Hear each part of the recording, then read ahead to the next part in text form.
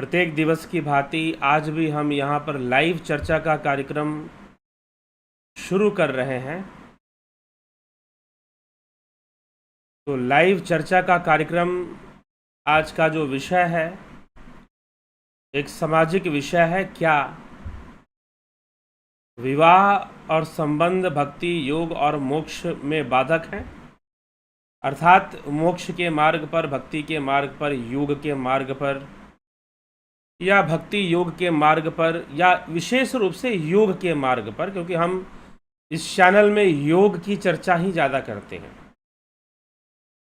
तो समाधि तक पहुंचना और परम लक्ष्य की प्राप्ति में क्या विवाह करना अथवा संबंध जो होते हैं, वैवाहिक संबंध हम उन्हें कह लें या प्रणय संबंध हम कह सकते हैं, तो जो इस प्रकार के जो संबंध हैं, प्रणय संबंध स्त्री पुरुष के मध्य या फिर वैवाहिक संबंध जो हम कहते हैं, क्या वो बाधक हैं? किसी का विशेष प्रश्न है ये। वैसे इस विषय पर तो हम चर्चा कर ही रहे हैं। गुरु पूर्णिमा के अवसर पर भी कल भी थोड़ी सी चर्चा इन विषयों पे हुई थी। लेकिन किसी का विशेष प्रश्न है कि भाई आश्रमों में कल हमने सुना कि जो गुरु जी लोग मना करते हैं अपने शिष्यों को कि भाई तुम विवाह मत करो, शादी मत करो, तो कल उस पर एक चर्चा थी। लेकिन शायद क्या यह एक बाधा होती है कि नहीं होती है, इस विषय पर हमने ज़्यादा चर्चा कल हम नहीं कर पाए थे। ज़्यादा चर्चा हम इस विषय पर नहीं कर पाए थे। तो आज हम इस विषय पर चर्चा करेंगे कि क्या वैवाहिक संबंध या विवाह करना, परिवार बसाना जो है वो बाधा होती है। क्या वो बाधा होती है या बाधा नहीं होती है साधना के मार्ग पर? ठीक है, तो इस विषय पर हम आज थोड़ा गहराई में विचार करेंगे। थोड़ा सा इस विषय पर ध्यान देकर हम विचार करेंगे कि यह बाधा है या नहीं है, और यदि बाधा है तो किस प्रकार से है, और अगर बाधा नहीं भी है तो किस प्रकार से बाधा नहीं है। तो अगर आप इसका उत्तर चाहते हैं कि एक वाक्य में उत्तर चाहते हैं, अगर आप वन सेंटेंस आंसर अगर आप चाहते हैं, तो इसका एक ही उत्तर है कि जी, निश्चय ही वैवाहिक संबंध, प्रणय संबंध, स्त्री पुरुष के संबंध बाधा ही है। इसमें कोई शक नहीं है, इसमें कोई संशय नहीं है। लेकिन क्या यही बाधा है, और क्या इससे बड़े बाधाएं भी हो सकती हैं कुछ, जो इससे भी बड़ी बाधा हो? योग के मार्ग पर, योग के मार्ग पर इससे भी कोई बड़ी बाधा हो, ऐसा भी हो सकता है क्या? तो यह भी एक विचार करने वाली बात है कि पहले तो आप समझिए कि बाधा क्या है, बंधन क्या है। योग के मार्ग पर यदि आप अपने स्वरूप को उपलब्ध करना चाहते हैं, जिसके लिए महर्षि पतंजलि ने लिखा कि तद्दृष्टु स्वरूपे अवस्थानाम, आप स्वरूप को उपलब्ध करना चाहते हैं, आप शिव रूप को उपलब्ध करना चाहते हैं, यदि आप ऐसी अवस्था को प्राप्त करना चाहते हैं, तो क्या ऐसी अवस्था को प्राप्त करने में शादी ब्याह कर लेना या इस तरह के संबंधों में चले जाना, क्योंकि आज के समय में बहुत तरह के समाज में बहुत तरह के इन संबंधों को लेकर कई प्रकार की विकृतियां चलती हैं, तो चले जाना क्या बाधा साबित होगा? क्या हम फिर योग नहीं कर पाएंगे? क्या हम मोक्ष के अधिकारी नहीं रहेंगे? ये बहुत तरह की बातें यहाँ पर खड़ी हो जाती हैं, बहुत तरह के प्रश्न यहाँ पर बन जाते हैं। तो बाधा है, बाधाएं क्या क्या हैं? हम शिव सूत्र पे चर्चा कर रहे थे। अभी कुछ दिनों से हम शिव सूत्र पे, लगभग 1 महीने से ऊपर हो गया शिव सूत्र पे चर्चा करते हुए। तो शिव सूत्र के अनुसार अगर हम बातों को समझने का प्रयास करेंगे, तो शिव सूत्र में तो लिखा जा रहा है ज्ञानम बंधः, ज्ञान ही बंधन है। अर्थात इंद्रिय जनित होने वाला संपूर्ण ज्ञान ही बंधन है। तो पहली बात तो आप बंधन को समझिए। आप ये मत बोलिए, अगर आप ये कहते हैं कि वैवाहिक संबंध या प्रणय संबंध बाधा है, तो अभी आपको इस बात की समझ नहीं है कि बाधा किसे कहते हैं। बाधा होने का कॉन्सेप्ट क्लियर नहीं है। अब कहा जाए कि कर्म बंधन है, कौन सा कर्म बंधन है? तो जीव तो श्वास लेते, श्वास छोड़ते, आंखों को मीचते, आंखों को खोलते हुए भी कर्म कर रहा है। जी हां, हर कर्म ही बंधन है, सत्य मानिए। सिर्फ निष्काम कर्म बंधन नहीं है। चाहे वो कर्म अच्छा कर्म हो, बुरा कर्म हो, पुण्य हो, पाप हो, सब बंधन है। पुण्य भी बंधन है, पाप भी बंधन है। तो फिर बंधन तो सब कुछ ही है। बंधन तो सब कुछ ही है।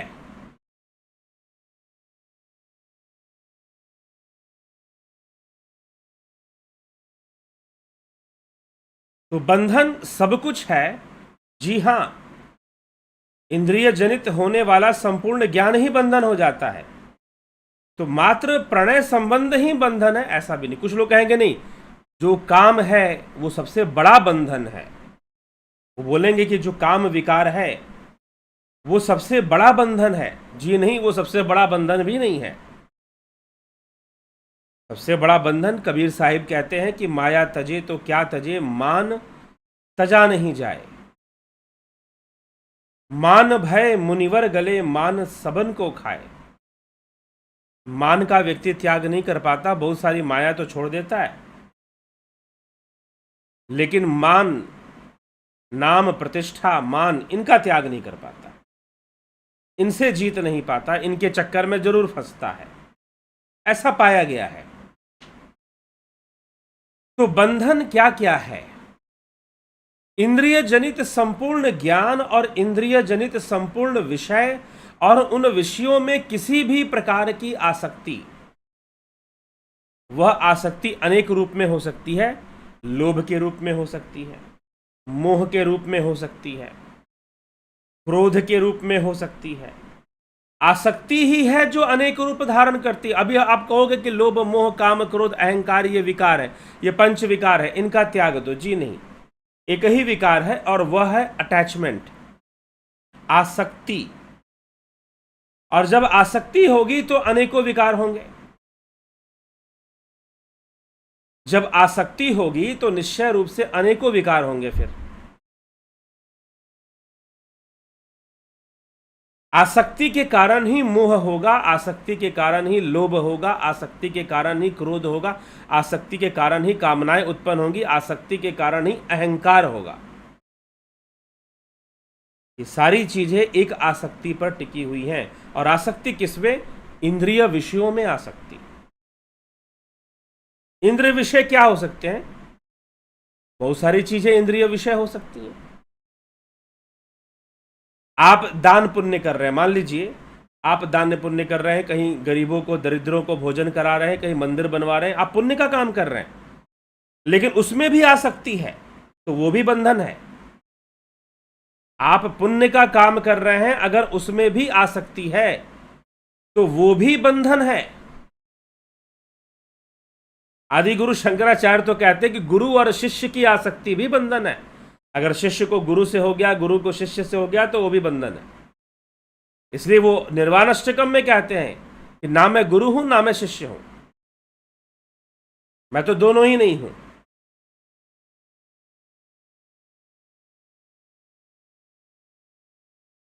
ठीक है, मैं तो दोनों ही नहीं हूं। तो आसक्ति,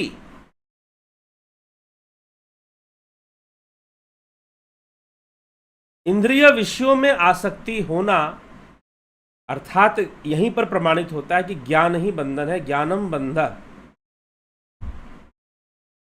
ज्ञान ही बंधन है। इंद्रिय जनित संपूर्ण ज्ञान बंधन का काम करता है। अब वो चाहे किसी भी रूप में हो, वो लोभ के रूप में हो, मोह के रूप में हो, अहंकार के रूप में हो, किसी भी रूप में हो, इंद्रिय जनित संपूर्ण ज्ञान बंधन का काम करता है। तो मात्र स्त्री पुरुष का यह जो वैवाहिक संबंध है मात्र यही बंधन है ऐसी बात नहीं।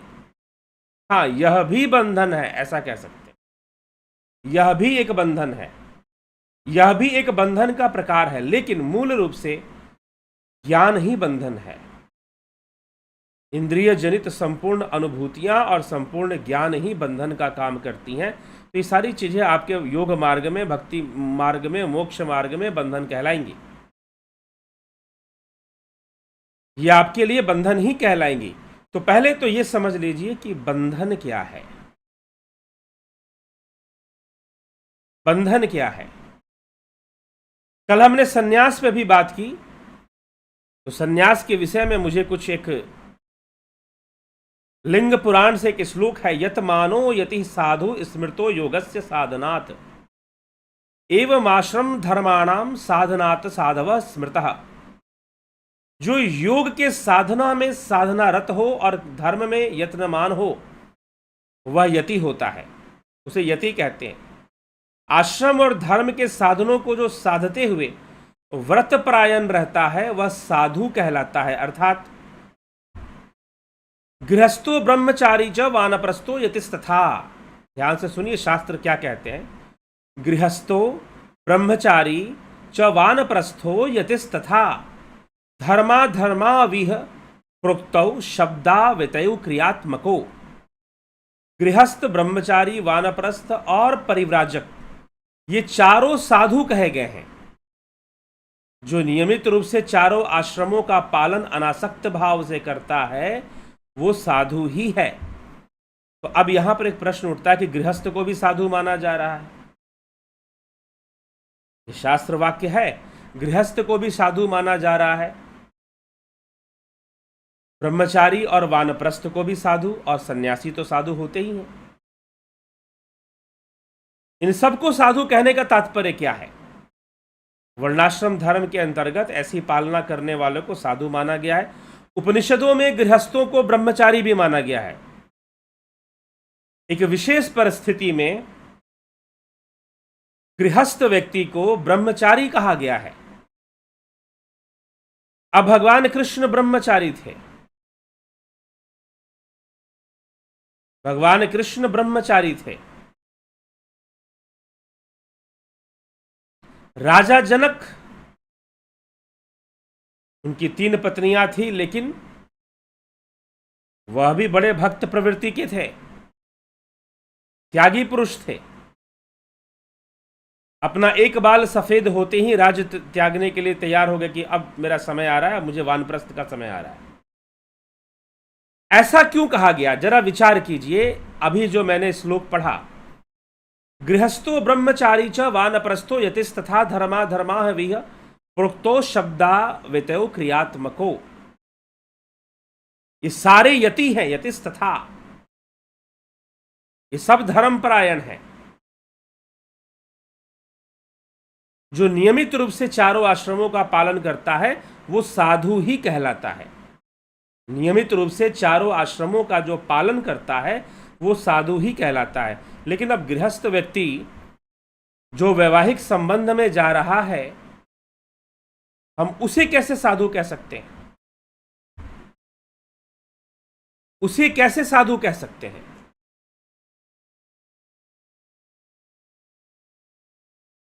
एक विचारधारा हमारे देश में, समाज के बीच में फैलनी शुरू हो गई। थोड़ा सा विचार करने योग्य बातें हैं। बंधन तो कई सारे हैं, जी हाँ, मात्र ये कहना कि यह प्रणय सूत्र में बंधना या फिर प्रणय संबंध या फिर वैवाहिक संबंध यही मात्र बंधन है, जी नहीं, ऐसी बात नहीं है। बंधन तो कई सारे हैं और सबसे बड़ा बंधन होता है अहंकार। सबसे बड़ा बंधन अहंकार को बताया गया है। इस भक्ति मार्ग में अहंकार किसी को भी ले डूब सकता है। देवऋषि नारद ने,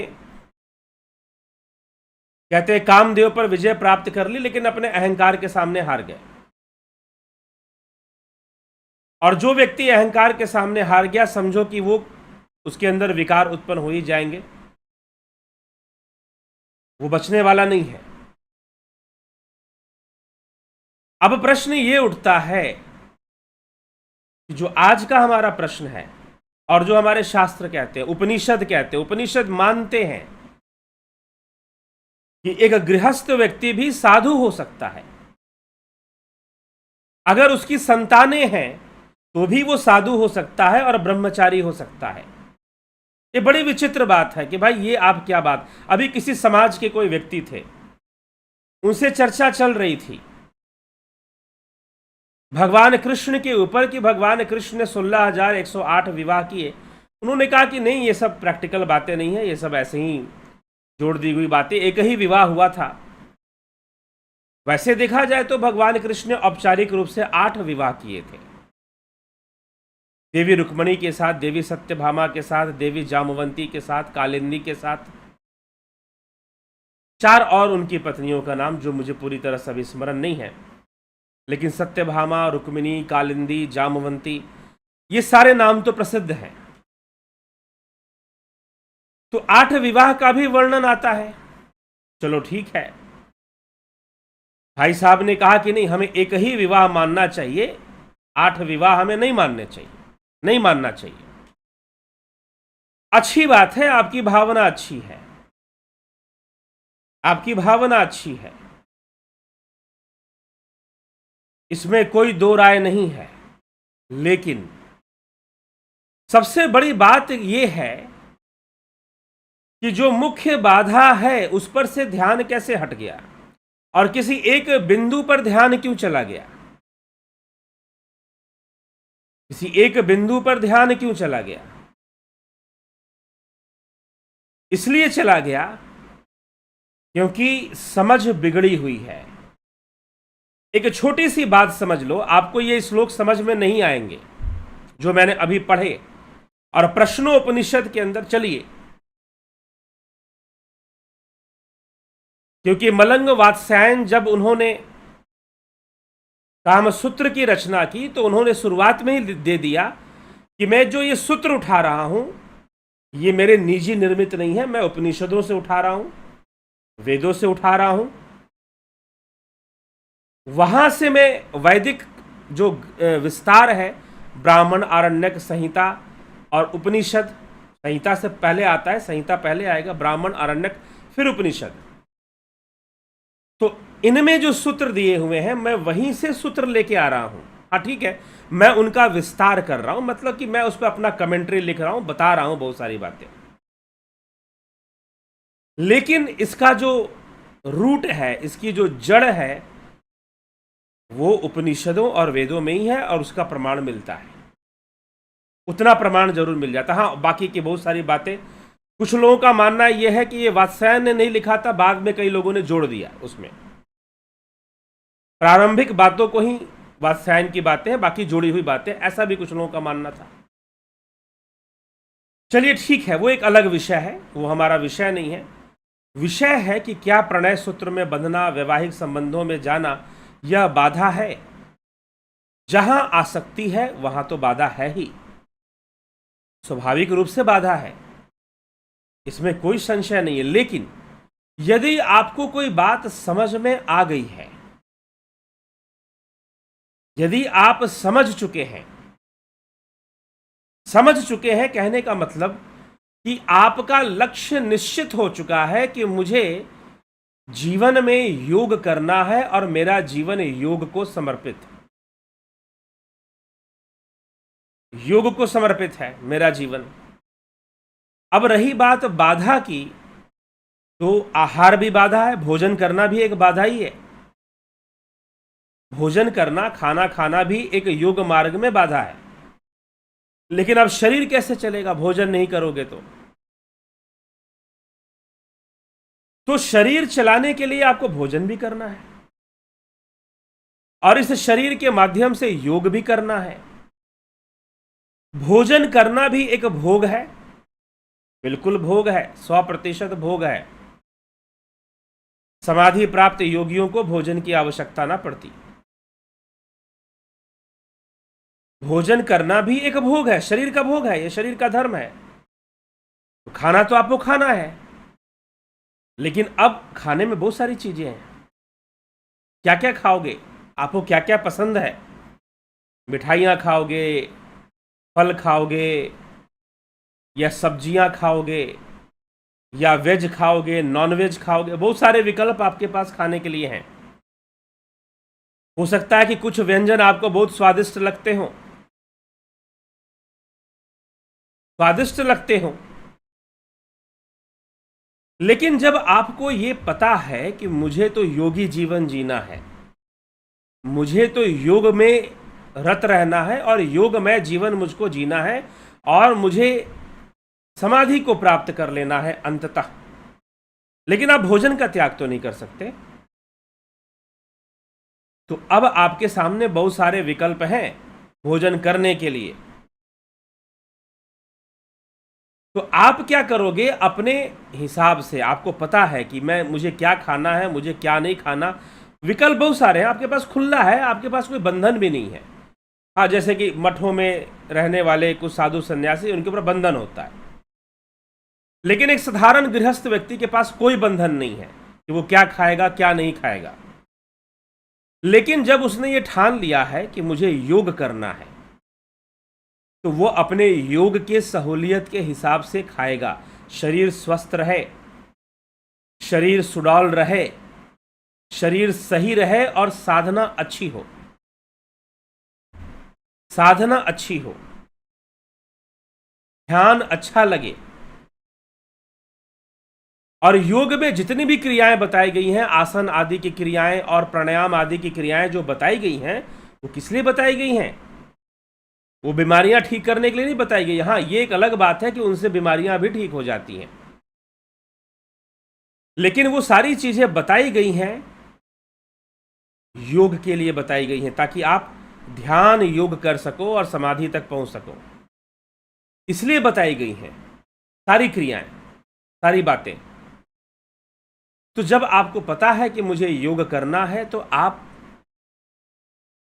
के पास चाहे खुली छूट क्यों ना हो, अगर आपके अंदर एक अंडरस्टैंडिंग है, आपके अंदर एक समझ है, एक अंडरस्टैंडिंग है, आपका कॉन्सेप्ट क्लियर है, तो आप अपना भोजन वैसे ही निश्चित कर लोगे। आप वही खाओगे जो आपके लिए सही है, आप गलत चीजें नहीं खाओगे। फिर आपके लिए जो सही है और जितना सही है आप जानते हो, यू नो वेरी वेल, आपका कॉन्सेप्ट क्लियर है, आपको कोई डाउट नहीं है, तो आप वही खाओगे जो आपके लिए जरूरी है, आपके शरीर के लिए जरूरी। आपको पता है कि भाई ज्यादा तला हुआ, ज्यादा अन्न या मांसाहार, इन सब चीजों का मैं सेवन करूंगा तो ये मेरे योग मार्ग में बाधा बनेगी। कुछ लोग मानते हैं कि भाई धर्म भ्रष्ट हो जाएगा। जी नहीं, धर्म इतनी कमजोर चीज नहीं कि कुछ खाने से भ्रष्ट हो जाए। अपने धर्म को इतना कमजोर मत बना दीजिए कि कुछ खाने से वो भ्रष्ट हो जाएगा। धर्म इतनी कमजोर चीज नहीं है। स्वामी विवेकानंद के जीवन की घटना मुझे याद आती है। उन्होंने बताया कि जब वो बहुत छोटे थे, उनकी उम्र 5-6 साल की रही होगी, तो उनके पिताजी के पास 4 हुक्के थे। 4 हुक्के थे। हुक्का समझते? हुक्का जो पीते हैं लोग, पहले लोग ज्यादा पीते थे, आजकल वो फैशन में नहीं है। तो 4 हुक्के थे, 4 अलग अलग हुक्के। तो उनके मन में प्रश्न उठा कि पिताजी आपने 4 हुक्के क्यों रखे? स्वामी विवेकानंद के बचपन की ये घटना है, 4 हुक्के क्यों रखे हैं? तो उन्होंने कहा कि भाई अब अलग अलग लोग मुझसे मिलने आते हैं। संभवतः उनके पिता वकील थे, तो अलग अलग लोग मुझसे मिलने आते हैं। कभी कोई हिंदू आता है, कभी मुस्लिम आता है, कभी पारसी भी आ जाते हैं मुझसे मिलने के लिए। तो मैं सबका हुक्का अलग अलग रखता हूं, सबका हुक्का मैं अलग अलग रखता हूं। मुस्लिम आ गया तो उसके लिए अलग हुक्का, हिंदू आदमी आया तो उसके लिए अलग हुक्का, पारसी आ गया तो अलग, ईसाई कोई अंग्रेज आ गया, वो अंग्रेजों का जमाना था, कोई ईसाई व्यक्ति आ गया तो उसके लिए अलग हुक्का। तो स्वामी विवेकानंद जी ने पूछा कि भाई ये मतलब इसका क्या उद्देश्य है अलग अलग हुक्का रखने का? क्यों? क्योंकि लोग खराब मानते हैं, उनका धर्म भ्रष्ट हो जाता है। अगर मुसलमान आदमी हिंदू हुक्के को पी लेगा या हिंदू मुस्लिम को या ईसाई का पी लेगा तो उसका धर्म भ्रष्ट, या ईसाई पी ले अगर हिंदू का तो उसका धर्म भ्रष्ट। लोग भेदभाव रखते हैं और तो मैं अलग अलग रखता हूं। तो स्वामी विवेकानंद जी ने कहा कि अच्छा ऐसी बात है। तो कहते हैं कि स्वामी विवेकानंद की बालक बुद्धि, लेकिन सच्ची बुद्धि, सच्ची भावना, उन्होंने सारे हुक्कों में मुंह लगा दिया, सारे हुक्के में मुंह लगा दिया और कहा कि मेरा धर्म क्या है। मैंने तो हिंदू का भी हुक्का पी लिया, मुसलमान का भी पी लिया, सिख का भी पी लिया, पारसी का भी पी लिया। सिख ज़्यादा उस समय उतना वो नहीं था कॉमन, तो पारसी का भी पी लिया और ईसाई का भी पी लिया। मैंने सबका हुक्का पी लिया। अब बताइए मेरा धर्म क्या है। अपने पिताजी से पूछ पड़े, बताओ मेरा धर्म क्या है। मैंने तो हिंदू वाला भी हुक्का पिया, मुसलमान का भी पी लिया, पारसी का भी पी लिया और ईसाई का भी पी लिया। मेरा धर्म क्या है। तो उनके पिता ने पूछा कि तू ही बता तेरा धर्म क्या है, तू ही बता। तो स्वामी विवेकानंद जी ने कहा कि मैं तो माता का भक्त हूं, मैं तो देवी का भक्त हूं, मेरी आस्था है कृष्ण में, मैं तो सनातनी हूं, मैं तो वैदिक धर्म को मानने वाला हूं, मेरा जन्म उसी परिवार में हुआ है। तो धर्म इतनी कमजोर चीज नहीं है कि किसी के कुछ खाने पीने से भ्रष्ट हो जाए, ध्यान रखिएगा। तो स्वामी विवेकानंद जी समझा दिया, धर्म इतनी कमजोर चीज नहीं है कि किसी खा लेने से भ्रष्ट हो जाएगा, किसी ने कुछ कर दिया तो भ्रष्ट हो जाएगा। ऐसे डराने वाले लोग बस आपके अंदर भय पैदा करना चाहते हैं, आपको कहीं ना कहीं वो भी कुएं का मेंढक बना के रखना चाहते हैं। लेकिन जिसने अनुसंधान करने की ठान ली है वो तो हर क्षेत्र में जाएगा, हर तरफ दृष्टि डालकर देखेगा, ऑब्जर्वेशन जरूर करेगा, सर्वे जरूर करेगा कि भाई क्या सत्य है और क्या सत्य नहीं है। तो धर्म इतनी कमजोर चीज नहीं है कि ऐसे ही भ्रष्ट हो जाए। पहली बात तो ये समझ लीजिए। अब क्या हुआ कि चलिए ठीक है, शिष्यों को डरा दिया जाता है कि धर्म भ्रष्ट हो जाएगा तुम्हारा, ये हो जाएगा, लेकिन कुछ होता नहीं है। धर्म ऐसी चीज ही नहीं है कि इतनी आसानी से, इतनी कमजोर चीज नहीं होती है। तो अब यही बात आती है कि भगवान कृष्ण ने विवाह किया, नहीं तुम एक ही विवाह को मानो, 8 विवाह मत मानो। अब मानने की आवश्यकता ही क्या है। पहली बात, कुछ मानो ना मानो, भगवान कृष्ण ने कहा कि मैं अखंड ब्रह्मचारी हूं, और यदि मैं अखंड ब्रह्मचारी हूं तो परीक्षित को कुछ नहीं होना चाहिए। और राजा परीक्षित का जब जन्म हुआ तो उन्हें कुछ भी नहीं हुआ। अपने ब्रह्मचर्य की शक्ति से भगवान कृष्ण ने परीक्षित की रक्षा कर ली। तो इसके अनुसार तो वो एक भी विवाह उनका नहीं हुआ, क्योंकि तो अखंड ब्रह्मचारी थे, विवाह तो हुआ ही नहीं होगा। फिर यहां दो बातें बड़ी ही कॉन्फ्लिक्ट हो जाता है, कॉन्ट्राडिक्टरी हो जाता है कि एक जगह पर कृष्ण कहते हैं कि मैं अखंड ब्रह्मचारी हूं, उसी श्रीमद् भागवत महापुराण में घटना आती है, कृष्ण कहते हैं मैं अखंड ब्रह्मचारी हूं, और फिर यह भी कथा आती है कि कृष्ण ने कई विवाह भी किए हैं। ये दोनों बातें एक साथ कैसे हो सकती है? दोनों बातें एक साथ नहीं हो सकती है। अब इसका मतलब यह है, या तो हमारे अर्थ निकालने में समस्या है, हमने ब्रह्मचारी का कुछ गलत अर्थ निकाल के रखा हुआ है, कुछ गलत अर्थ। और दूसरे और भी योगी हुए, ऐसी बात नहीं कि भगवान कृष्ण, जनक हुए और दूसरे कई योगी ऐसे हुए जो ब्रह्मचारी थे लेकिन विवाहित भी थे, उनकी संतानें भी थीं। अब बड़ा प्रश्न है कि भाई संतान हो गई तो फिर ब्रह्मचारी कैसा? फिर तो कहीं ना कहीं ब्रह्मचर्य का अर्थ निकालने में गलती हो रही है, और कहीं ना कहीं मानसिकता आपकी उलझी हुई है, फंसी हुई है, किसी दूसरी चीज में फंसी हुई है, किन्हीं दूसरी बातों में फंसी हुई है। जो समझना चाहिए आप वो ना समझकर कुछ और समझ रहे हैं, और एक प्रवाह में आप बोले जा रहे हैं, बताए जा रहे हैं। तो चलिए ठीक है, कौन सा प्रवाह है वो? तो समय समय की बात है, बदलते हुए समय के साथ अर्थ का अनर्थ भी हो जाया करता है। वैसे ही कई अर्थ है धर्म के, खासकर विशेष रूप से धार्मिक क्षेत्र में, सनातन धर्म के क्षेत्र में आज के समय में कई ऐसे शब्दों का प्रयोग होता है जहां अर्थापत्ति आ जाती है। कई ऐसे शब्द लोग प्रयोग करते हैं जहां अर्थापत्ति जरूर आती है, तो उन अर्थों को हमें सही कर लेना चाहिए। अगर हम सही कर लेंगे तो निश्चय ही हम भी सही अर्थ निकालेंगे और सही मतलब हमें समझ में आएगा। सही मतलब हमें किसी बात का अच्छे से समझ में आएगा। तो यदि आपको भोजन करने की समझ है कि मुझे क्या खाना है, क्या नहीं खाना है, क्या खाऊंगा तो मेरी साधना अच्छी होगी, क्या नहीं खाऊंगा तो मेरी साधना अच्छी। मान लीजिए कोई वस्तु आपको बहुत स्वादिष्ट लगता है, बहुत स्वादिष्ट लगता है। अब योगी आदमी क्या वो खाएगा? जी नहीं खाएगा। स्वादिष्ट लगता तो क्या हुआ, लेकिन हो सकता है खा भी ले और उसे नुकसान में ना करे। वो बड़े हिसाब से खाएगा। अभी हम लोग ये चैनल के माध्यम से नेचुरोपैथी का कोर्स चलाते हैं, उसमें क्या है, खाने पीने की सावधानियां हैं। शरीर ठीक रखना है, साधना अच्छी करनी है तो खाने पीने की सावधानी रखनी पड़ेगी। अगर कोई स्वादिष्ट व्यंजन आपका है तो खाओ, लेकिन नियम से खाओ, सावधानी से खाओ।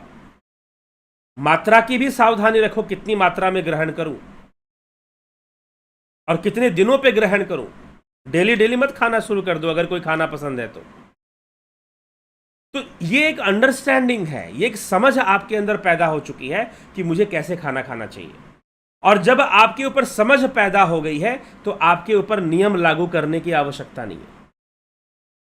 आपको डंडा मारने की कोई आवश्यकता नहीं कि ऐसे खाना खाया करो, ऐसे मत खाया करो। जी नहीं। अगर आप समझदार हो गए हैं, सेल्फ कंट्रोल आपके अंदर है। सेल्फ कंट्रोल के देवता कौन है? गणेश जी, प्रथम पूजनीय गणेश जी सेल्फ कंट्रोल के देवता हैं। इसलिए उनके हाथ में उनका अपना सिर जो है हाथी के समान है और अपने ही हाथ में उन्होंने अंकुश और पाश धारण किए हैं। अंकुश और पाश से हाथी को नियंत्रित किया जाता है। जो महावत हाथी की सवारी करता है वो अंकुश और पाश धारण करता है हाथी को कंट्रोल में रखने के लिए। इसीलिए कहीं भी हम कुछ भी अनुष्ठान करते हैं, गृह प्रवेश, शादी ब्याह, वहां पर गणपति पूजन पहले होना चाहिए, होता है, क्योंकि बुद्धि विवेक के देवता हैं। यदि आपके पास बुद्धि विवेक नहीं है तो बहुत सारा धन किसी काम का नहीं है। इसलिए गृहस्थी का प्रवेश भी बुद्धि और विवेक वालों के लिए होता है। जो ये मानते हैं कि गृहस्थ जीवन का उद्देश्य भोग है तो ऐसा गलत है। जी नहीं, गृहस्थ जीवन का उद्देश्य भी योग है, लेकिन समझदारी से। जैसे कि अगर आप समझदारी से भोजन ग्रहण करोगे तो वो भोजन आपके योग मार्ग में सहयोगी हो जाएगा। यदि आप समझदारी से, विवेक से भोजन ग्रहण करोगे तो वो भोजन योग मार्ग में सहयोगी हो जाएगा। नहीं तो बिना किसी नियम के, बिना भुक्खड़ की तरह खाना खाओगे, कुछ भी खाओगे, कैसे भी खाओगे, तो वो योग मार्ग में बाधा बनेगा। फिर अभी कहीं किसी से मेरी बात चल रही थी तो बात आया कि मांसाहार बाधा है कि नहीं है। मैंने कहा कि भोजन के मामले में मात्र मांसाहारी बाधा नहीं है। अगर आप योग मार्ग पे चल रहे हैं तो बहुत ज्यादा अन्न का सेवन, अनाज, सीरियल्स जिसको हम बोलते हैं, सीरियल्स एंड ग्रेन्स,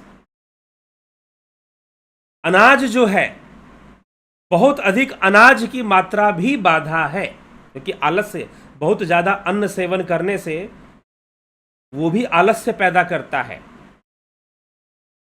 मोटापा भी बढ़ाता है, आलस्य भी पैदा करता है, शरीर में फुर्ती को कम कर देता है अन्न का सेवन ज्यादा करने से। तो 35 साल के ऊपर जिसकी उम्र 35 से ऊपर चल जा चुकी है, उनको चाहिए कि अन्न की मात्रा में भी कमी ले आए, और विशेषकर जब वो योग मार्ग पर हो तो जरूर। हाँ ठीक है, अगर आपकी एज और बहुत ज़्यादा हो गई है 70, तो फिर ऐसी कोशिश मत करो, क्योंकि जो आपका खाने का अभ्यास है वो चलने दीजिए। थोड़ा बहुत अपना, अगर कोई दिक्कत है तो परहेज कीजिए, नहीं तो नहीं। अन्न लीजिए फिर, लेकिन 30-35 साल की उम्र के बाद अन्न की मात्रा को कम करना चाहिए।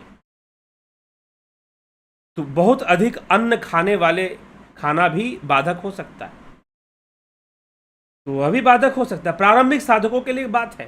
तो कहने का मतलब यह है कि यदि आप खुद सेल्फ कंट्रोल्ड हैं, आप खुद इन बातों को समझते हैं, तो आप निश्चय ही, आपके लिए कोई दिक्कत नहीं है, कोई आपको रोक टोक नहीं है, आप भोजन करो, जैसे करना है करो, आप खुद जानते हो कि भाई कैसे मुझे मेंटेन करना है।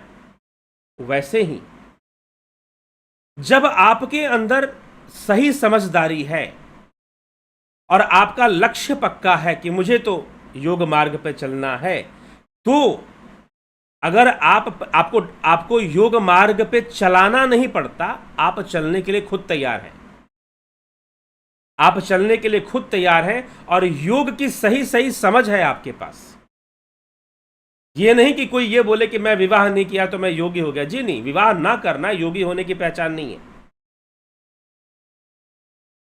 कोई बोलेगा मैंने खाना त्याग दिया, अन्न त्याग दिया, मैं फलाहार करता हूं बस, तो फलाहार करने से भी कोई योगी नहीं हो जाता। जो अपनी आत्मा की यात्रा में लगा हुआ है, आत्म अनुसंधान में लगा हुआ है, स्वरूप की उपलब्धि में लगा हुआ है, वो योगी है। एक बार क्या हुआ, एक छोटी सी घटना मैं आपको बता रहा हूं। एक लड़का था, बड़ा पढ़ने में तेज था, उसने आईएएस क्लियर कर लिया। अब एक दूसरा लड़का उसी के परिवार में, उसी के रिश्तेदार में, उसने कहा कि हमारे भैया ने आईएएस क्लियर कर लिया, वो डीएम बनकर बैठ गए।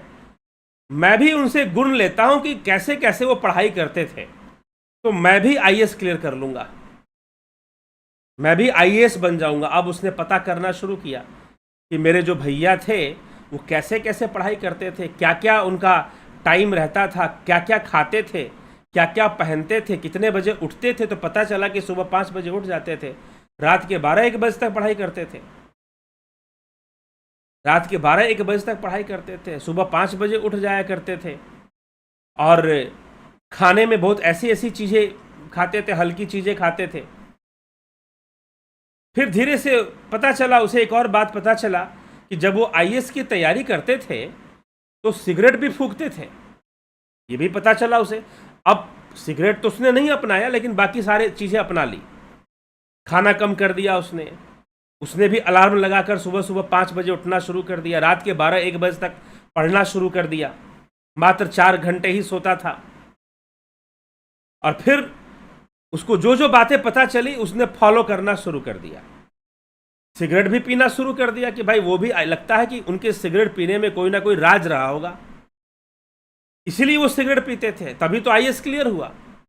तो उसने सारी चीजें उसकी फॉलो करनी शुरू कर दी। बस एक काम वो नहीं कर पाया कि उनके पढ़ने का तरीका क्या था, पढ़ने का तरीका क्या था, खाना पीना, यहां तक कि वो कपड़े कौन सा पहनता था, जीन्स पहनता था कि पजामा पहनता था, शर्ट पहनता था कि टी शर्ट पहनता था, वो सब फॉलो कर दिया उसने। सारी बाहरी आवरण जितने भी थे उसने फॉलो कर लिया, लेकिन जो मेन बात थी, जो सबसे इंपॉर्टेंट चीज थी, पढ़ाई, उसको उस पर उसका ध्यान ही नहीं गया। उसके लाइफ स्टाइल को तो फॉलो कर लिया, लेकिन पढ़ाई पर ध्यान नहीं गया। और जब पढ़ाई पर ध्यान नहीं गया, उसने सोचा कि पढ़ाई तो अपने आप हो जाएगी जब ये सब हो जाएगा। तो बाहरी चीजें उसने सारी फॉलो कर ली, लाइफ स्टाइल। अरे भाई, हर आदमी अलग अलग है, कोई आदमी के लिए अलग ढंग से वो कर सकता है। तो जो पढ़ाई थी, जो जो पढ़ना चाहिए था, वो उसने नहीं किया और कभी आईएएस भी नहीं बन पाया। यही चीजें हो जाती है धर्म के मामले में भी, कि हम कई बार योगियों के बाहरी आवरण को तो ग्रहण कर लेते हैं, लेकिन मूल बातों को ग्रहण नहीं करते। कि भाई शादी नहीं की, अन्न का त्याग कर दिया, या किसी आश्रम में जाके रहते थे, साधु वेश बनाते थे, लंबी लंबी दाढ़ी बाल होती थी, सारी चीजें कॉपी मार ली। लेकिन जो मेन पॉइंट था, स्वरूप की उपलब्धि, स्वरूप की यात्रा, आत्मा की यात्रा, वो होनी जरूरी थी, वो ही काम नहीं हुआ। बाकी चीजों के पीछे पड़ गए और स्वरूप के पीछे जो जाना था वो नहीं कर पाए, तो सब व्यर्थ है। सब बेकार है, फिर ठीक है, कोई मतलब नहीं है। और कोई ऐसा व्यक्ति जिसने पूरा फोकस स्वरूप पर दे दिया और बाकी चीजों को उसने कहा कि ठीक है, उन्होंने अपने हिसाब से किया, मैं अपने हिसाब से करूंगा। सुखदेव मुनि चले गए वन के अंदर, लेकिन राजा जनक ने घर में ही रहते प्राप्त कर लिया। जब श्री श्यामाचरण लाहिड़ी महाशय तैलंग स्वामी के पास गए और उनको प्रणाम करने लगे, तो तैलंग स्वामी ने मना कर दिया कि नहीं, मैं तुम मुझे प्रणाम मत कर लो, गले लगा लिया। लोगों ने पूछा कि ऐसा क्यों? तो तैलंग स्वामी ने कहा कि जिस अवस्था को प्राप्त करने के लिए मुझे अपनी लंगोट भी उतारनी पड़ी, उस अवस्था को इसने अपने घर में रहते, गृहस्थी में रहते ही प्राप्त कर लिया। इसलिए मैं उस व्यक्ति से प्रणाम नहीं उसका मैं स्वीकार कर सकता। मित्र के समान गले लगा लिए। तो ऐसी कथाएं भी आती हैं योगियों के बारे में। तो यदि आप समझ चुके हो, यदि आपको योग की समझ बन चुकी है, योग क्या चीज है, आप समझ चुके हो, अगर आप समझ चुके हो कि आईएएस की तैयारी के लिए क्या क्या पढ़ना जरूरी है, तो आप उसकी पढ़ाई शुरू कीजिए। आप किसी आईएएस को कॉपी मत कीजिए कि उसने क्या किया था, क्या नहीं किया था। आप अपना लाइफ स्टाइल अपने हिसाब से बनाइए। अगर आपको उतनी पढ़ाई करनी है, उतना सिलेबस कंप्लीट करना है, तो आपका अपना नेचर क्या है, आपकी अपनी प्रकृति क्या है, आपकी जो अपनी प्रकृति है उसके अकॉर्डिंग आप अपने रूल्स और रेगुलेशन बनाइए और अपनी पढ़ाई को पूरा कीजिए। तो जो योगी, जो साधक ये समझता है कि मुझे योग करना है, तो उसके लिए कोई भी चीज बाधा नहीं होती है, क्योंकि वो बाधा में बनने वाली चीजों को भी वो अपना साधन बना लेता है। जैसे कि आहार भी बाधा है, लेकिन आहार साधन भी बन सकता है, ये शरीर भी साधन है। तो हो सकता है कि प्रणय संबंध भी एक साधन बन जाए, प्रणय संबंध, वैवाहिक संबंध भी योग का साधन बन जाए, ऐसा भी तो हो सकता है। कई योगियों ने इसके ऊपर चर्चा किया है कि जी हां, वैवाहिक संबंध भी साधन बन सकता है। किसका साधन? योग का साधन। हाँ, जो इस विषय में नहीं जानते हैं वो निश्चय ही इसको लेकर संशयग्रस्त हो जाएंगे। और बाद में एक समय चला, अब जैसे राजा दशरथ थे, उनका एक बाल, उनकी 3 पत्नियां थीं, लेकिन जैसे ही एक बाल सफेद हुआ, उन्होंने घोषणा कर दी कि अब मैं राजगद्दी त्यागूंगा और मैं सुयोग्य पुत्र को राजा बनाऊंगा। मैं जो हूं सुयोग्य पुत्र को राजा बनाऊंगा।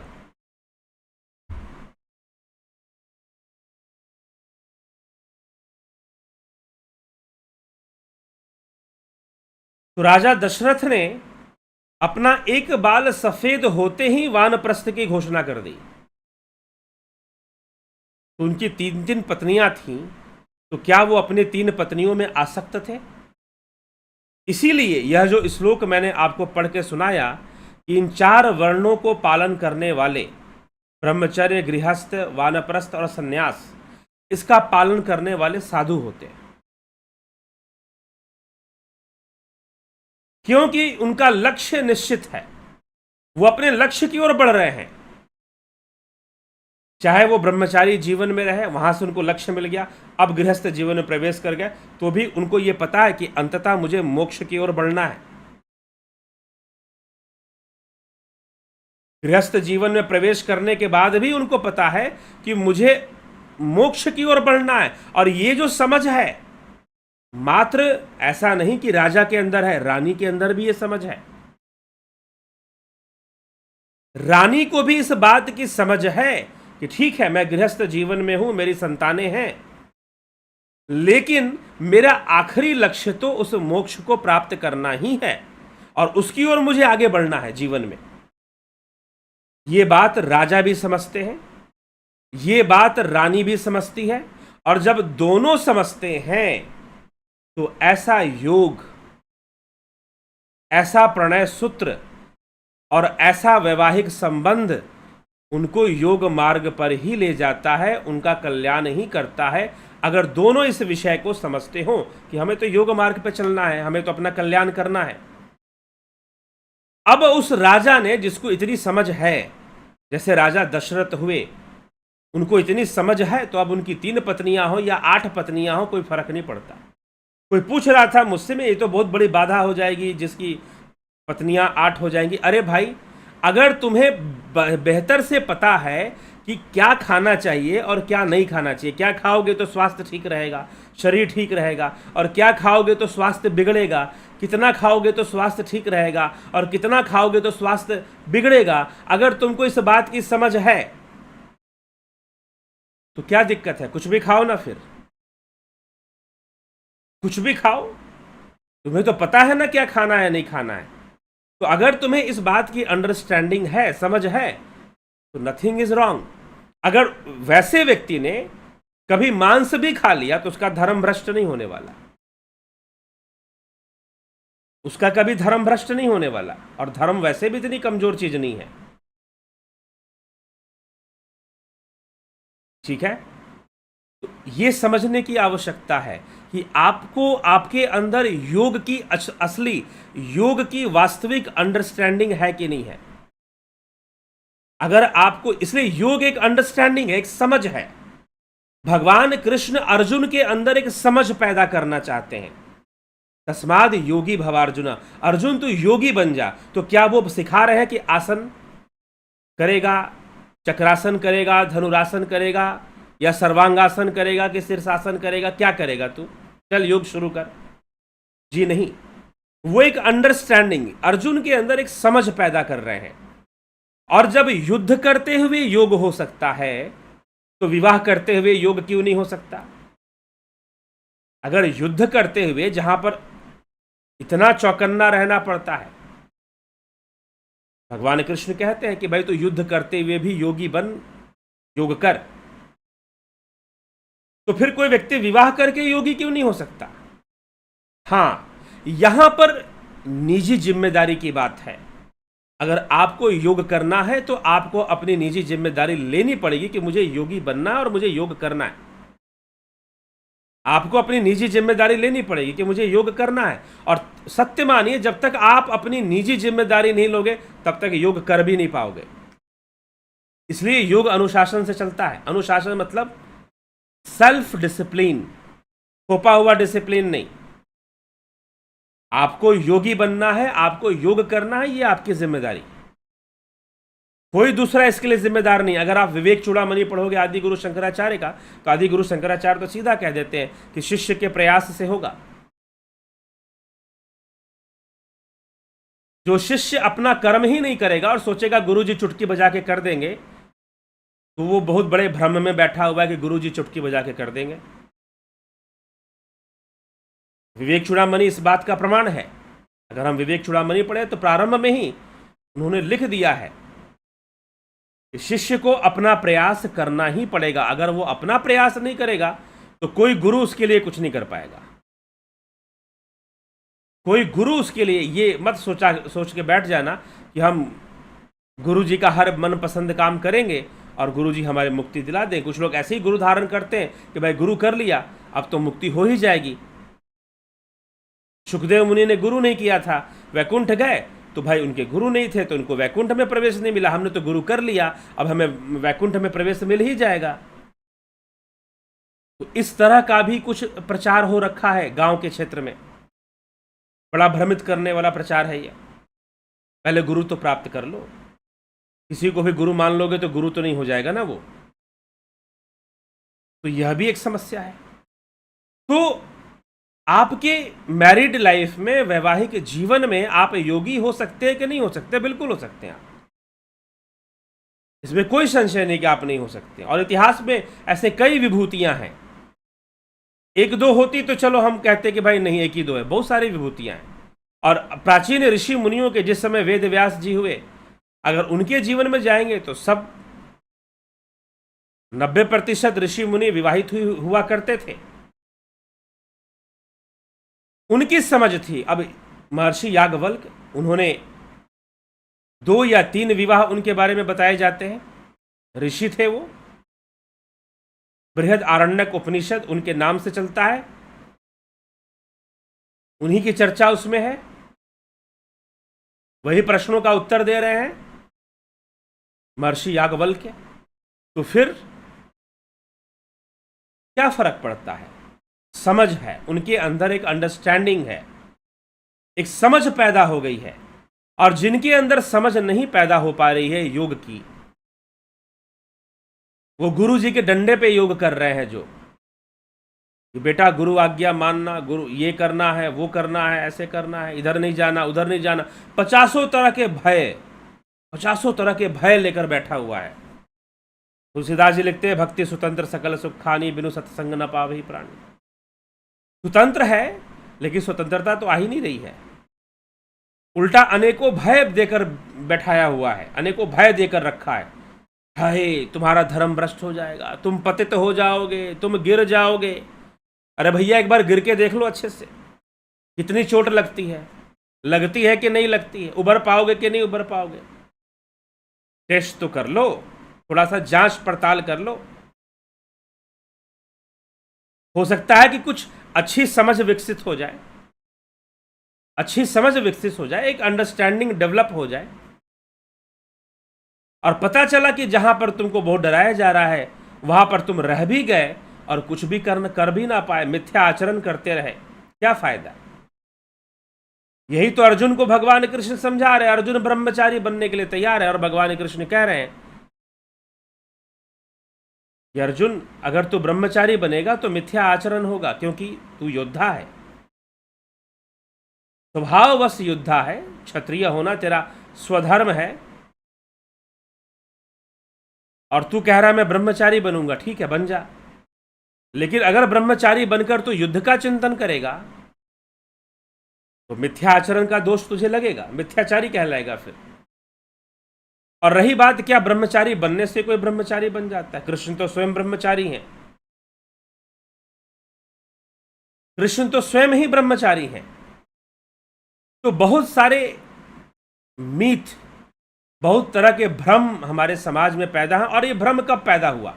विशेष करके ब्रह्मचर्य को लेकर भ्रम और ज्यादा बढ़ गया जब विदेशी रिलीजन संप्रदायों का समावेश, जब प्रवेश हमारे देश में होता है, तो उनकी प्रथाओं में, जैसे क्रिश्चियनिटी है, जैसे ईसाई हैं, जैसे अब्राहमिक कल्ट जो हमारे देश में आए, आक्रमणकारी के रूप में आए पहले, आक्रमण लुटेरे के रूप में आए पहले, बाद में धीरे धीरे राजपाट संभालने लगे, पूरे भारत पर नहीं, कहीं कहीं पर। तो इस प्रकार से वो आए, लेकिन वो एक बहुत ही ऐसी मानसिकता उन्होंने लाया जिसमें कि नारी को बहुत ही नीचा करके दिखाया गया। और ईसाइयत में तो ये है कि जो व्यक्ति विवाहित हो जाएगा वो कभी ईश्वर, मतलब उनका जो गॉड है, हेवन, जो हेवन में है, हेवनली फादर जो है, जो विवाहित हो जाएगा वो कभी भी उसके साम्राज्य में प्रवेश नहीं कर पाएगा, वो कभी हेवन में नहीं जा पाएगा। और इस कारण से स्त्री जाति की प्रताड़ना उनके समाज में बहुत ज्यादा थी, बहुत ज्यादा थी। यूरोप का इतिहास, आज भले वो अपना जो भी मेकअप कर लें, अपने आप को दिखा लें, लेकिन अगर आप इतिहास में जाओगे, और इसके रिकॉर्ड्स हैं, ऐसा नहीं कि मैं ऐसे ही बोल रहा हूं कि भाई, इसके रिकॉर्ड हैं कि किस प्रकार से यूरोप के अंदर एक साथ लाखों महिलाओं को मारा गया विद इन ए मंथ, एक महीने के अंदर। इस बात को प्रमाणित करने के लिए कि उनका जो ईसा थे वो नारी विरोधी थे, वो विवाहित नहीं थे। किसी ने कह दिया कि भाई नहीं, ईसा भी विवाहित थे, तो इस बात को स्वीकार नहीं किया गया, चर्च के द्वारा इस बात को एक्सेप्ट नहीं किया गया और कई लोगों की हत्याएं कर दी गई।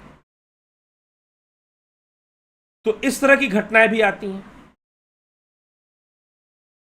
तो वो जो मानसिकता आई, और कोर्ट के अंदर महिलाओं की गवाही नहीं, कई देशों में तो कोर्ट के अंदर अभी कुछ वर्ष पीछे तक लेडीज की गवाही नहीं ली जाती थी, महिलाओं की गवाही नहीं ली जाती थी, कि महिला कभी गवाह नहीं बन सकती है। तो वो एक कल्चर जो वो लेकर आए, वो हमने कहीं ना कहीं अडॉप्ट करना हमने भी शुरू कर दिया। हमने भी उसको अडॉप्ट करना शुरू कर दिया और हमें अच्छा नहीं लगने लगा कि कृष्ण ने 8 विवाह किए होंगे। अरे ये गलत बात है, क्योंकि हमने ये मानना शुरू कर दिया कि मात्र किसी के प्रणय सूत्र में बंध जाने से आदमी पतित हो जाता है और उसका धर्म भ्रष्ट हो जाता है। हमने ये मान लिया पूरी विचारधारा, और धीरे धीरे यह जो विषय है आज के समय में क्या है, आज के समय में आप एक शब्द है संस्कृत का प्रणय सूत्र। प्रणय शब्द का अर्थ क्या होता है? अगर आप संस्कृत भाषा में जाएंगे तो प्रणय शब्द का सीधा सा अर्थ होता है स्त्री पुरुष का संबंध। तो हमारे संस्कृत भाषा में प्रणय कितना सुंदर शब्द लगता है। जब आप शादियां करते हो तो कार्ड पे छपवा देते हो, लड़का और लड़की के बीच में आप प्रणय शब्द जोड़ देते हो। लेकिन प्रणय शब्द का अर्थ क्या है? मेटिंग। अगर इंग्लिश में बोले कि प्रणय का मीनिंग क्या होगा, प्रणय का मीनिंग होगा मेटिंग। यह प्रणय का अर्थ निकलेगा अंग्रेजी भाषा में।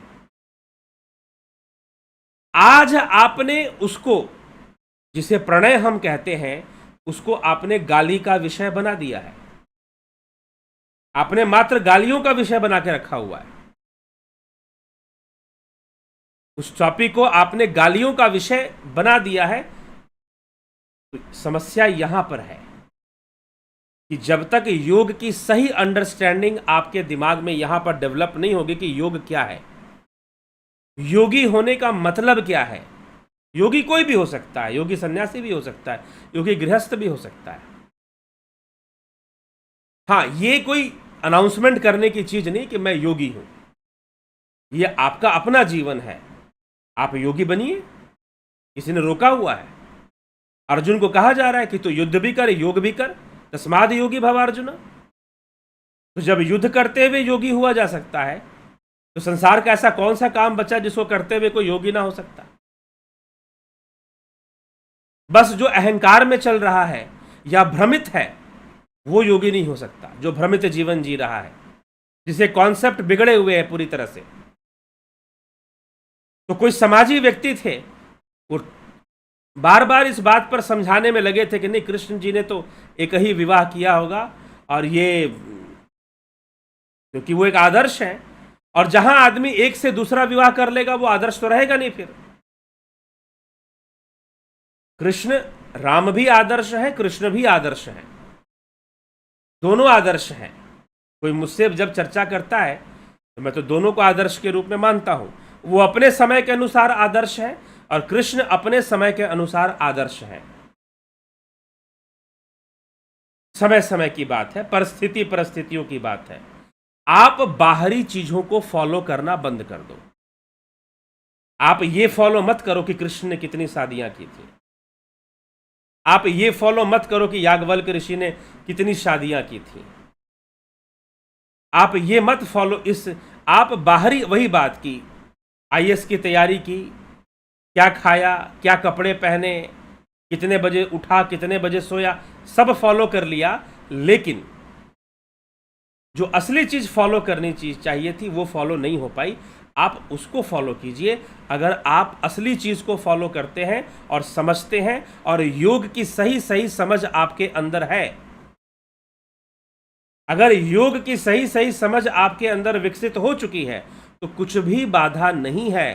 पूरा संसार, पूरी प्रकृति सहयोगी है योग मार्ग में। इसीलिए तो महर्षि पतंजलि ने कहा कि प्रकृति ही भोग देती है, प्रकृति ही मोक्ष देती है। बात खत्म। जिन चीजों को आप बाधा समझ रहे हो वही चीजें आपकी सहयोगी भी बन सकती हैं योग मार्ग में। प्रत्येक विषय आपकी सहयोगी बन सकती है, बस समझ विकसित होनी चाहिए।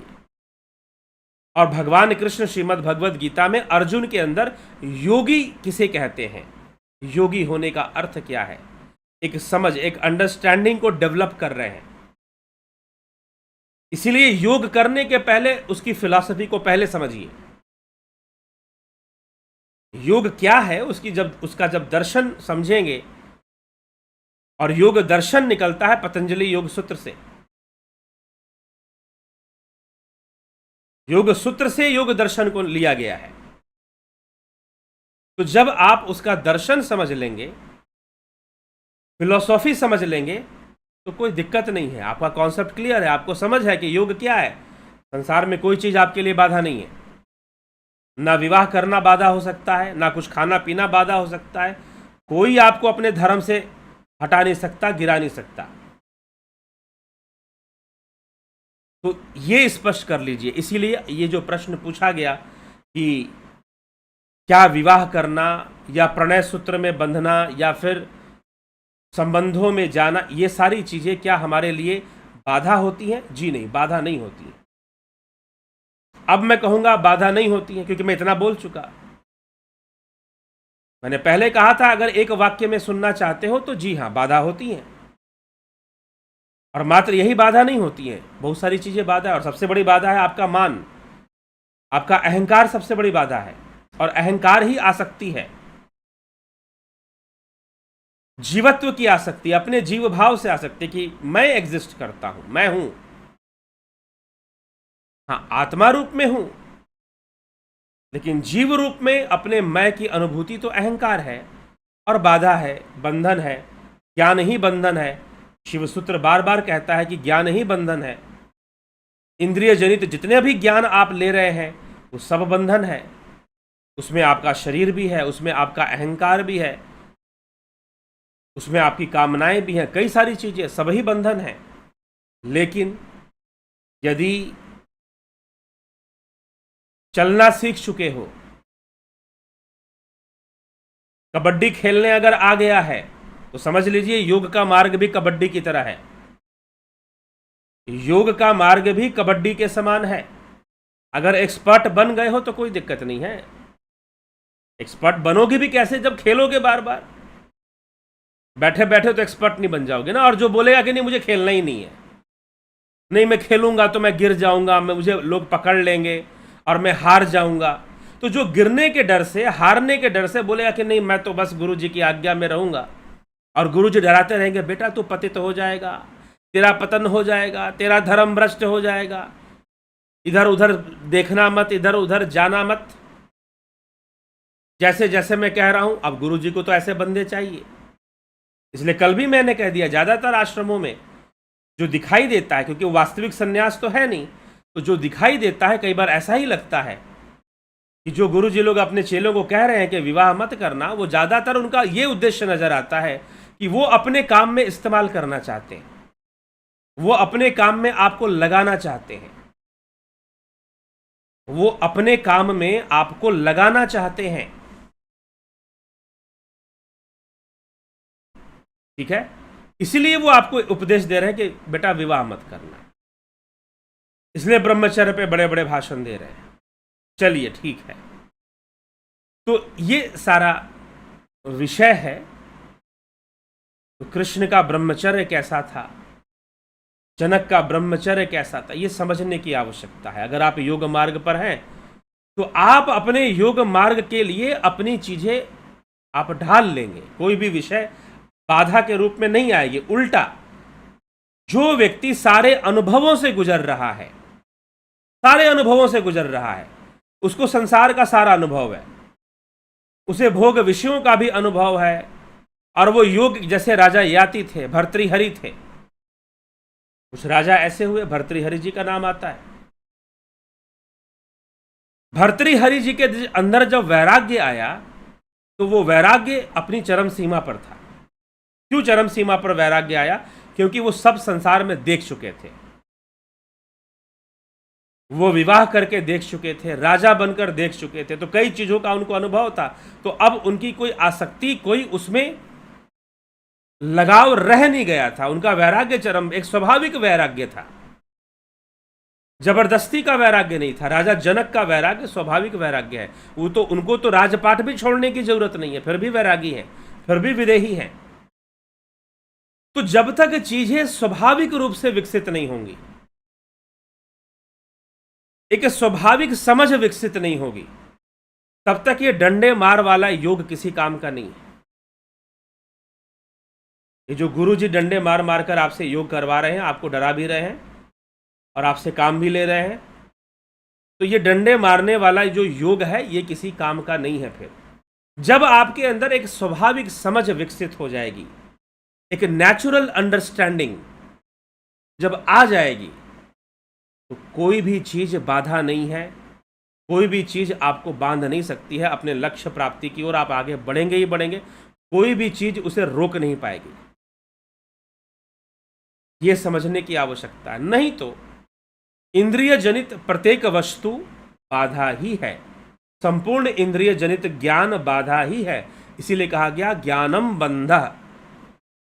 शिव सूत्र में दो बार कहा गया, 2 बार यह सूत्र लिखा गया, ज्ञानम बंधः, कि ज्ञान बंधन है। और पुराणों में ऐसी कई कथाएं, योगियों की ऐसी कई कहानियां जिसमें कि किस तरह से अहंकार बंधन बन जाता है, ज्ञान बंधन बन जाता है, इसको कई जगहों पर बताया हुआ है। तो ये हमें अपने अंदर एक योग की समझ को विकसित करने की जरूरत है। और एक युद्ध जीवन भी एक युद्ध के समान है, एक कबड्डी के खेल के समान है, धरपकड़ लगा रहता है। तो जो समझ जाता है वो इस खेल को खेल जाता है, वो प्रकृति को ही प्रयोग करता है मोक्ष प्राप्ति में। प्रकृति ही सहायक बनती है मोक्ष प्राप्ति में, कोई दूसरा नहीं। जिसको आप माया कहते हो वही सहायक बनती है मोक्ष प्राप्ति में। यह हमें समझने की आवश्यकता है। ठीक, तो जिज्ञासुओं अगर ये बात समझ में आ जाए तो निश्चय ही अच्छा होगा। जिज्ञासु मित्रों, तो थोड़ा सा डिस्टरबेंस बीच में आया, कोई बात नहीं। तो ये हमें समझने की आवश्यकता है। एक समझ को, एक अंडरस्टैंडिंग को अगर सही से हम डेवलप कर लें तो निश्चय ही हम एक अच्छे योगी बन पाएंगे। हम अपना परिवार, अपना समाज, सबके लिए अच्छा कर पाएंगे, सबके लिए बेहतर कर पाएंगे। योगी के द्वारा सबके लिए बेहतर होता है, सबके लिए अच्छा होता है। तो ये हमें समझने की आवश्यकता है। तो चलिए ठीक है, आगे बढ़ते हैं। और आगे बढ़ते हुए जो है, मुझे लगता है कि आप समझ पाए होंगे जो मैं बातें यहाँ बता रहा था। अब चलते हैं आज के कमेंट्स पर। आज की जो आपकी जो टिप्पणियाँ हैं उसको भी देख लें। चितरंजन बरुआ जी, गुरु जी प्रणाम। व्हाट डज निरुक्त शास्त्र सेज अबाउट निराकार? निरुक्त शास्त्र is etymology, real meaning of the word. निर्गुण मतलब जिसमें गुण नहीं है। बियॉन्ड 3 गुणाज इज निर्गुण। निराकार आकार नहीं है, निराकार, यही मतलब निकलेगा। सविता नायक जी, ओम तत्सत। पूजनीय मनीष देव जी, सदगुरु जी स्वयं की साधना सर्वश्रेष्ठ, धीर, गंभीर, उच्चतम साधना है। गुरु जो ज्ञान दे रहे हैं उसे जीवन में प्रैक्टिकल में जी रहे हैं। जो भी ध्यान योग करेगा, सही से करेगा, वो प्रैक्टिकल में ही जिएगा और अनुभव भी करेगा। मेरे लाइफ की दुखद घटना उनको नहीं बताई थी, परंतु उन्होंने ध्यान करके स्पष्ट पूरा घटनाक्रम कलर चित्र बताते हुए कहा कि ऐसा हुआ है। जी हाँ, ठीक है। तो ये पहुंचे हुए सिद्ध योगी हैं और सबको योग साधना पूर्णतया निश्चलता के साथ सिखाते हैं। पहुंचे हुए सिद्ध योगी है। कोई मेरे पास कोई ऐसी कोई सिद्धि विद्धि, ये साधना करते करते कुछ चीज़ें अपने आप होने लग जाती हैं, कुछ चीज़ें अपने आप होने लग जाती हैं, कुछ चीज़ें अपने आप डेवलप हो जाती है, उसका परिणाम है। इसलिए मैं बोलता हूँ, सिद्धियों को लेकर कंफ्यूज मत होजिए। जो लोग अभी कोई पूछ रहा था कि क्या आप सिद्ध योगी हैं, तो सिद्ध योगी किसे कहते हैं पहले ये समझिए। सिद्धियां आती कैसे हैं पहले ये समझना जरूरी है। अगर जिसके पास ये समझ होगी वो ऐसे प्रश्न करेगा नहीं कि आप सिद्ध योगी हैं कि नहीं है। ठीक है, हाँ, ये जो घटना लिख रही हैं माता जी, ये बिल्कुल सही है कि हाँ ऐसा हुआ था। कोई ऐसी घटना उनके परिवार की जो उन्होंने मुझे नहीं बताया था, लेकिन मैं जब उनसे मिला और साधना की तो मुझे सब दिख गया, पता चल गया। ये सही चीज़ है। ऐसी कई जगहों पर होता है, कई जगहों पर मैं ऐसे जाता हूँ, मिलता हूँ, कई बार लोग पूछते हैं।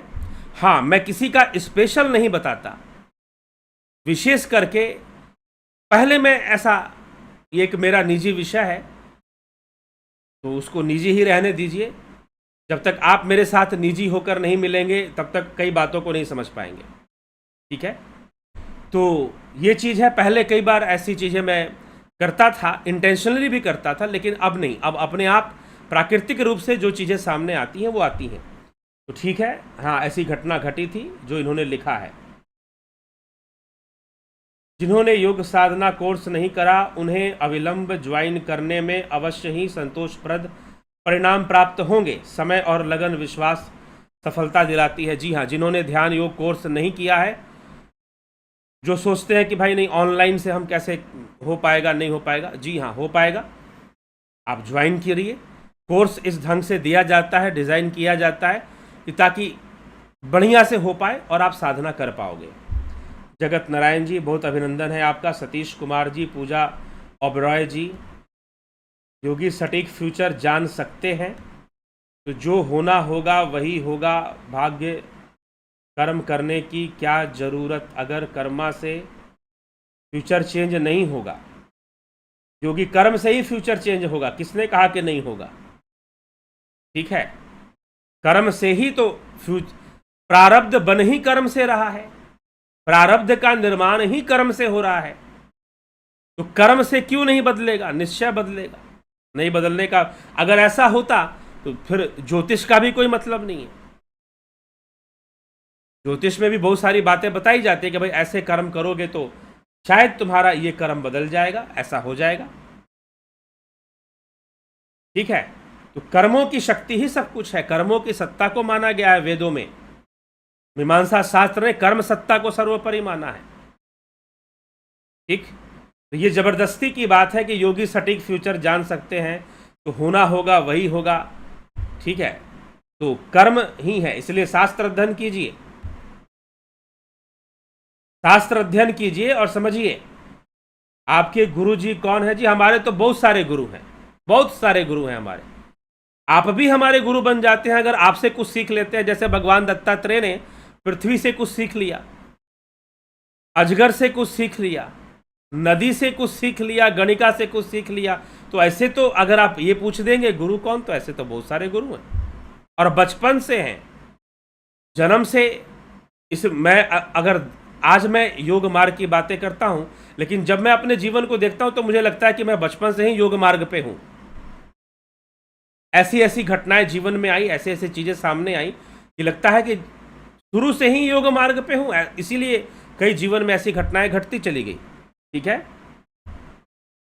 तो अपनी बातों को थोड़ी सटीकता से लिखिए, जो भी लिखना है पता चले कि हाँ कुछ कहा जा रहा। तो कर्म की सत्ता, वेदों में कर्म की सत्ता प्रमाणित होती है। कर्म को गुरु देवता सबसे ऊपर माना है मीमांसा शास्त्र ने। मैं कई बार रिपीट करके बोलता हूं, सबसे ऊपर माना है मीमांसा शास्त्र ने कि कर्म जो है सबसे ऊपरी सत्ता है के रूप में उसे स्वीकार किया गया है, ठीक है। तो चलिए, तो कर्म बदल सकता है। यदि आदमी कर्म अच्छा करता है तो निश्चय ही बहुत सारी चीजें बदल सकती हैं, इसमें कोई संशय नहीं है। हाँ, जो प्रारब्ध बन चुका है, एक बात यहां पर वो बात आएगा जो जिसे आप भाग्य कह रहे हैं वो प्रारब्ध के लिए है। जो प्रारब्ध बन चुका है वो तो सामने आएगा। उसमें भी अगर व्यक्ति सदकर्म में लगा हुआ है तो उसमें भी परिवर्तन, मतलब उसका प्रभाव तो वैसे का वैसा ही आएगा, लेकिन वो उतना दुखी ना करे, ये हो सकता है। प्रारब्ध भी उतना दुखी ना करे यदि आप अपने कर्मों को संभाल के करते हैं। तो कर्मों को संभाल के करने के लिए कर्मकांड सिद्धांत दिए गए हैं, ठीक। चलिए, तो आगे देख ले।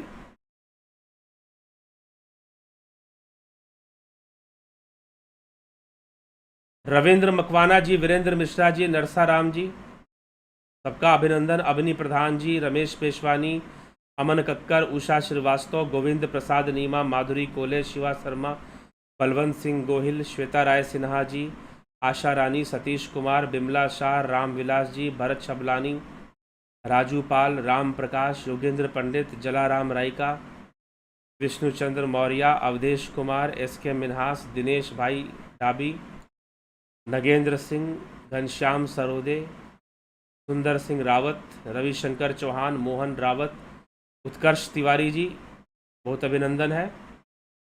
बरखन पहवा, भगवती यादव जी, बरखन पहवा जी, गुरु एक ही होना चाहिए या दूसरे गुरु के पास जा सकते हैं? ये तो चल गुरु पूर्णिमा पे चर्चा किया है, उसको सुनिए आप। नरेश मेहरा जी, Animesh Mahato, Dipendu Ghosh, Manish Yadav, Gopala ji, Gambhir Shah, Sanjay Mahto, Sharmanand Pandit, Smita Sawant, Omraj Hembrom, Ram Singh Kashyap, spiritual with scientific proof. गुरुजी हमें तो इस्कॉन वाले भी हेवनली गॉड वाले लगते हैं। अब एक सज्जन कह रहे थे कृष्ण इज़ ओनली सुप्रीम, हाँ वैसी परिभाषाएं चलनी शुरू हो जाती हैं। संजय कुमार, रामविलास जी, सर आप सही बात बताते हैं और जगह जगह तो 100 कूप मंडूक ही बनाया जा रहा है। जी हाँ, कूप मंडूक बनाया जा रहा है, बात सही है। पवन कुमार गुप्ता जी, भास्कर जोशी, सुनिधि पाठक जी, बहुत बहुत अभिनंदन है आपका, सभी का स्वागत है। और इसी प्रकार से अलग जगाए रखें, जुड़ते रहें, बनते रहें, आगे बढ़ते रहें। एक दिन और है, अगर आप 14 तारीख से शुरू हुए ध्यान युग कोर्स को ज्वाइन करना चाहते हैं तो एक दिन का समय और है आपके पास। कल तक भी आप ज्वाइन कर सकते हैं, कल के बाद नहीं। मैंने कहा था कल, कहा था 2 दिन का है, आज बोल रहा हूँ 1 दिन का समय है। ज्वाइन कर सकते हैं, जुड़ सकते हैं। तो चलिए इसी के साथ विराम देते हैं। बहुत बहुत आभार आप सभी का।